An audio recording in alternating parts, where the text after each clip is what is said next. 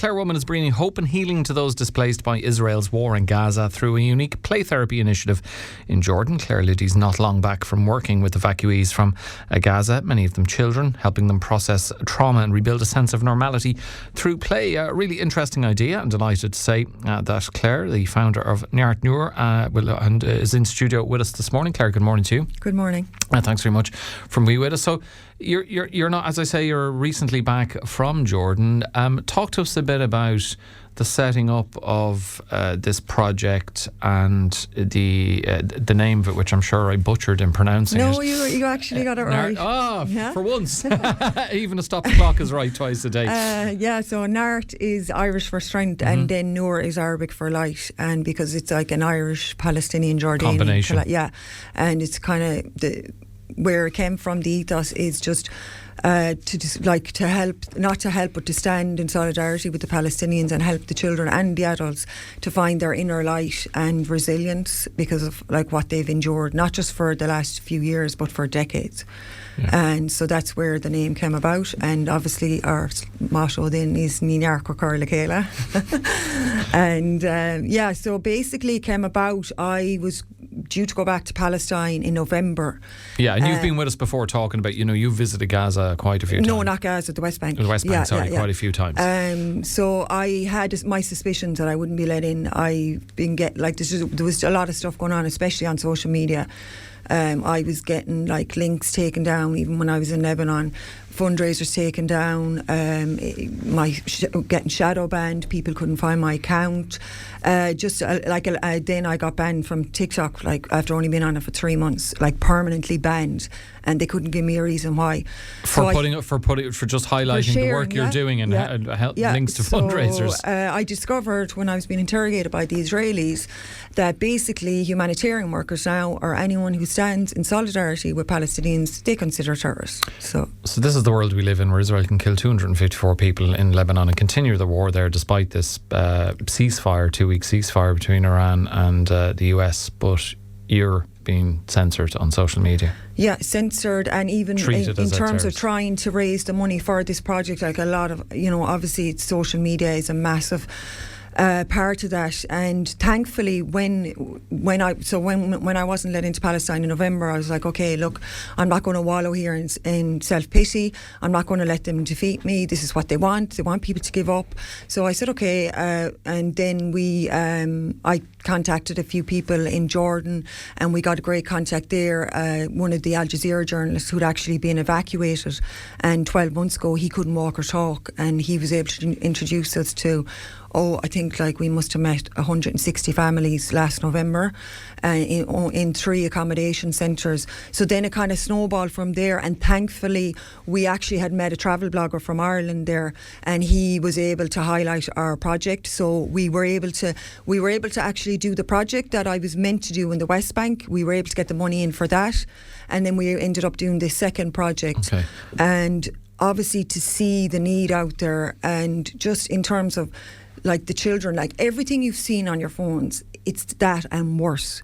It's the children are being separated from their parents. A lot of the children were either with older siblings, maybe 18 and 19-year-old kids. And can I ask you, when you say they're separated from their parents, is this, their parents are dead, they're alive but still back in Gaza, or they are there in Jordan with them but in a different... Both, so you've a mix. So basically what happens is the Israelis will purposely not let out the parents because it's another form of torture.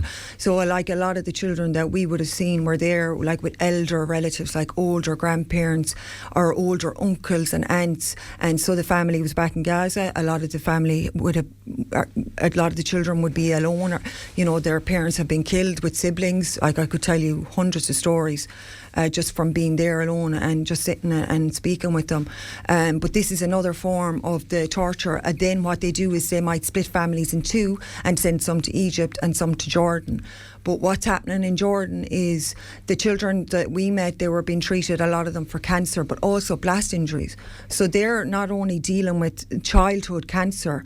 And one thing I noticed on this trip, I saw a lot of babies and young children with brain cancer, which I imagine is as a result of the psychological trauma, because there was just a lot, and it was all brain cancer, the new families, little babies and children. Imagine having to deal with all of that, dealing with cancer of some shape or form, separation anxiety and heartache and trauma if you're separated from your parents or siblings. You're in a strange country, you know your homeland has been bombed, and I have no doubt you met so many children who are dealing with that, dealing with, as you say, blast injuries. Yeah. I'm sure some of them have, maybe since you initially met them, have unfortunately passed, which, for you guys as well must be very difficult to deal with. Yeah, albeit you might have brought a little ray of sunshine into their lives before they sadly passed away. Yeah, so what we did in November, we were very honest and upfront, because we hadn't started Art Northern, and I said, look, we're just a group of people, we can't make any promises, but we can do our best. And thankfully the money started coming in. And so what we did is, because there's hundreds of kids, and that's why we did the big activity, we brought them all to an amusement park so that every child did get something. But in terms of the children, like there was children in palliative care or terminal. Like I went into one hotel room, there was a 2-year-old baby lying on the hotel floor with nothing underneath him, on an oxygen tank, only had a couple of weeks to live, and it wasn't even in the hospital. So at this stage, okay, we've done what we can. Bye, you go back to the hotel. So we spoke to the mother and asked what we could do. We try. So what we were trying to do there for the terminal children and the children in palliative care is to make those last few days or weeks comfortable. One boy, he had been again evacuated too late, and he had just got the news that day when we went in to see him, and it was absolutely heartbreaking. You feel so powerless. He was 13, he had been evacuated from Gaza and now had been told, look, we're sorry, there's nothing we can do. So I sat down, and you don't even need to understand the language. They know by your body language if you're genuine. And I just said, look, is there anything we can get you? And he said, I want to speak to my family in Gaza. The next day I came back with not just a phone, a tablet for him, because at least while he's in that hotel room, the least he can have is that connection to his parents and to his home in Gaza. And he did. I was looking for these kids. They had passed by the time I went back a couple of weeks ago. At least, Clare, you're able to bring that bit of brightness into a difficult life.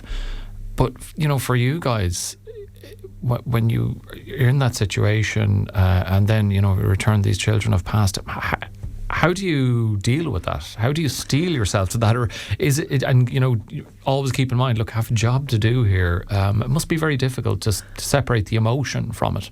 It is very difficult, but then if the Palestinians have taught me anything, is resilience. And I mean, they're burying children nearly every week. It's again, like a 13-year-old girl was killed in Gaza this morning. She was in one of the tents.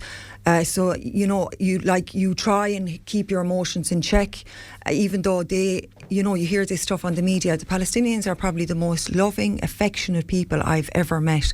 I mean, all they want to do is feed me when I'm there. The children, and they've been through the most horrific, unimaginable trauma. They come running up, hugging you, kissing you.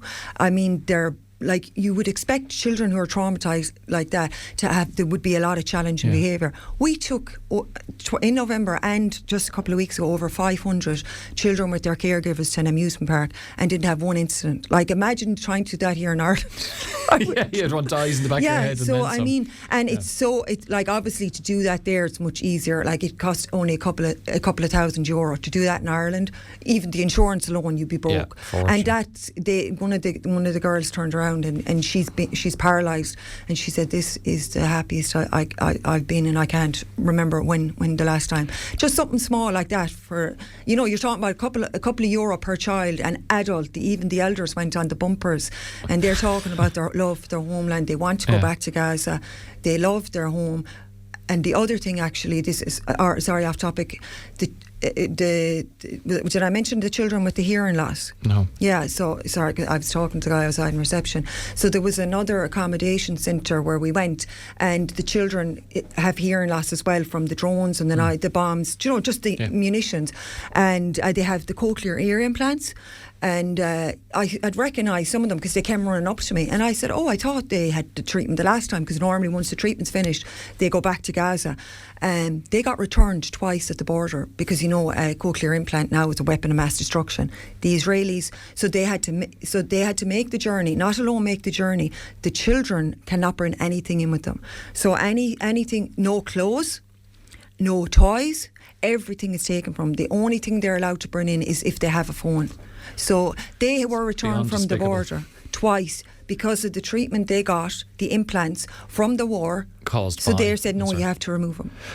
Claire, we're almost out of time, unfortunately. There's so much more to this that we could talk about, but I mean, what you and the others involved with the project are doing is phenomenal, bringing, as I say, a bit of happiness to people who've experienced very little, if any, of it. It is a pilot project. What are the next steps for Nartnure? So obviously we're having issues with social media, so we're looking for people, if you're thinking of doing a fundraiser, if you could please consider us. You can go on our website. Obviously we're updating it. We're a group of volunteers.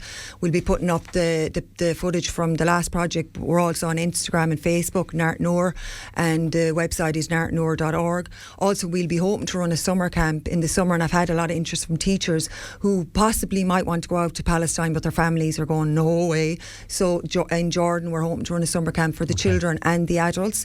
So that would be upskilling with the adults, like they want to learn English, computer classes, because they obviously have dreams as well. Yeah. And they are highly educated, the Palestinians. So the plan is, if we can, because of the censorship we're facing, we're just asking people if you could get on board, think of us if you're doing a fundraiser. We're looking for volunteers, whether it be in Ireland or if you want to come out and help with the project.